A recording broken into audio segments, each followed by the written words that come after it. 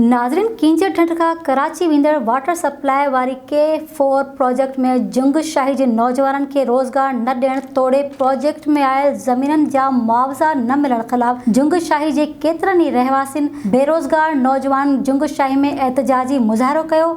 जहाज़ेब बिरोई, शकील बिरोई, वकार अहमद जोखियो, यूसुफ जोखियो, इस्माइल जोखियो, नवीद बलोच, सईद अहमद बिरोई, दीदार बिरोई जी अॻवानी में एहतजाजी मुज़ाहिरो कयो वियो। मुज़ाहिरीन जो चवणु हो त असांजी ज़मीनुनि मां कींचड़ खां कराची वेंदड़ प्रोजेक्ट गुज़रे पियो, पर मक़ामी नौजवाननि खे न रोज़गार थो मिले ऐं न ई वरी खेनि ज़मीन जो मुआवज़ो थो ॾिनो वञे।